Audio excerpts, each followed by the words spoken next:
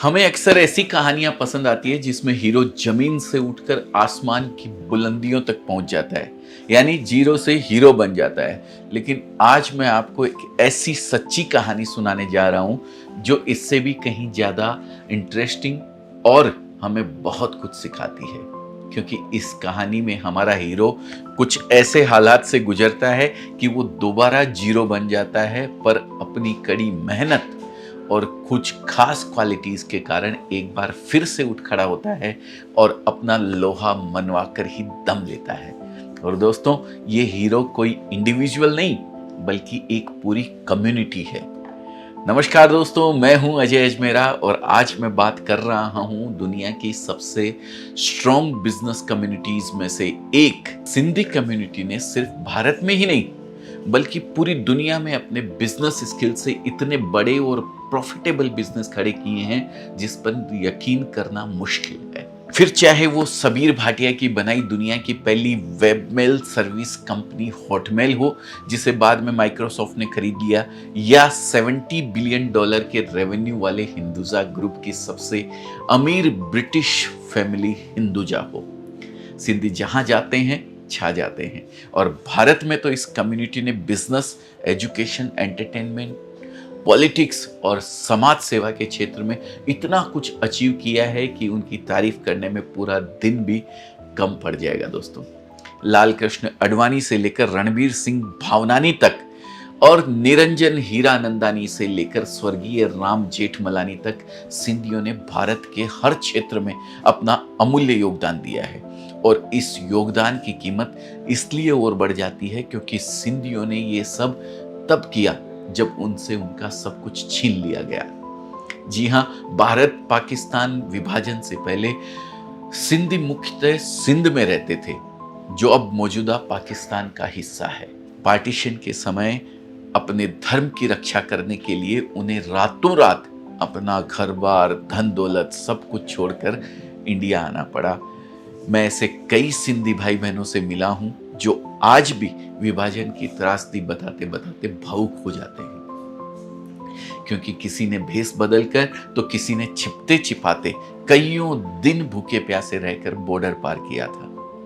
सोचिए दोस्तों, हम अपना मोबाइल या पर्स गायब होने पर कितना परेशान हो जाते हैं, और यहाँ सिंधी भाइयों का सब कुछ बर्बाद हो चुका था। ऐसे में अगर वे टूट कर बिखर जाते तो कोई आश्चर्य नहीं होता, लेकिन आश्चर्य इसलिए होता है कि वे टूट कर बिखरे नहीं बल्कि एकजुट होकर खड़े हो गए और उन ऊंचाइयों को छुआ जो दुनिया के लिए मिसाल बन गए सकते हैं। पॉइंट नंबर 1, माहौल।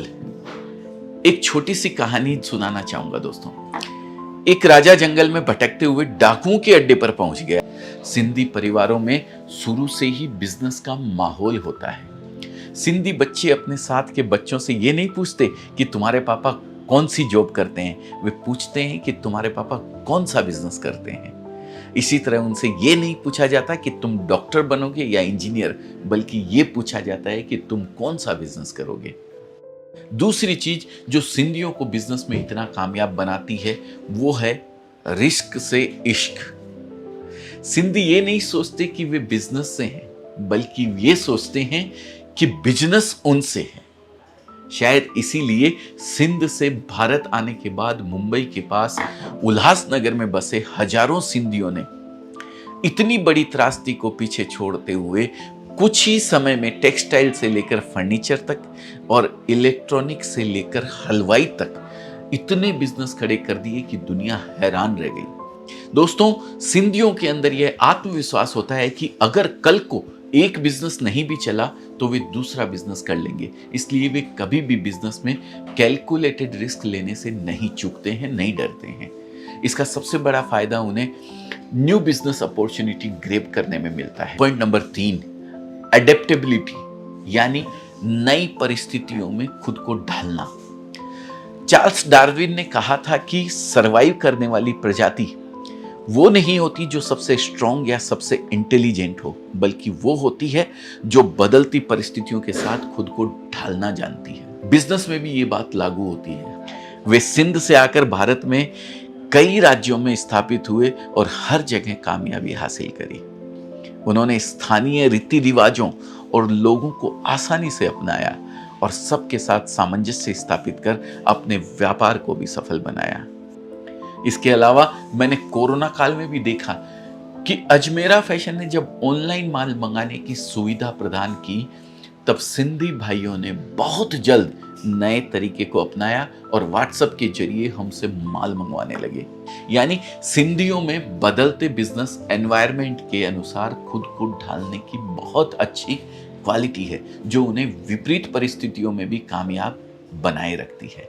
चौथा पॉइंट दोस्तों जो सिंधियों का हमें इंस्पायर करता है वो है, रुपए के चक्कर में चवन्नी मत छोड़ो। सिंधी बिजनेसमैन की चतुराई का एक एग्जाम्पल अक्सर मैं लोगों को बताता हूं, जो शायद आपने भी कहीं ना कहीं जरूर सुना होगा। एक बार एक सिंधी व्यापारी ने 100 किलो चीनी की 100 बोरियां खरीदी और चीनी उसी भाव पर बेच दी जिस पर उसने खरीदी थी। जब सारी चीनी बिक गई तो किसी ने कहा कि इस सौदे में तो आपको कुछ भी नहीं मिला। तब सिंधी व्यापारी ने बोला, क्यों, ये 100 बोरियां तो मेरे पास है, अब मैं इन्हें बेचकर मुनाफा कमा लूंगा, और दूसरा, मैंने जो इतने ग्राहक बनाए हैं उनमें से भी तो कई मेरे पास वापस लौट कर आएंगे। अब आते हैं सिंधियों के बिजनेस करने के इस 5वें पॉइंट पर, अपने राज किसी को मत बताओ। सिंधी बिजनेसमैन बिजनेस करने के अपने तरीकों को किसी के साथ साझा नहीं करते हैं।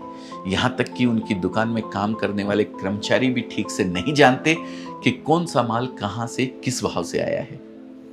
आपस में भी वे अक्सर सिंधी में बात करते हैं ताकि उनकी बात उन तक ही रहे, हर कोई उसे ना समझे। ऐसा करके वे अपनी कॉम्पिटिटिव एज बनाए रखते हैं। लेकिन इसका ये मतलब नहीं कि वे दूसरों की मदद नहीं करते, बल्कि पूरा सिंधी समाज अपने लोगों के लिए अक्सर हमेशा खड़ा रहता है और अपनी कम्युनिटी के लोगों को नया काम शुरू करने या नया काम धंधा खोजने में मदद करता है दोस्तों। और ये सीख उन्हें अपने इष्ट देव भगवान झूलेलाल से मिलती है, जो पूरे समाज को एक सूत्र में बांधे हुए है। छठा और आखिरी पॉइंट दोस्तों मैं बताता हूं, पहले दुकान फिर मकान। ये मेरा निजी अनुभव है कि सिंधी भाई बहनों के लिए बिजनेस नंबर 1 प्रायोरिटी होती है। मैं ऐसे कई परिवारों को जानता हूं जिन्होंने तकलीफ में किराए के मकान पर रहना स्वीकार किया, लेकिन दुकान लेने के बाद ही अपना मकान बनवाया।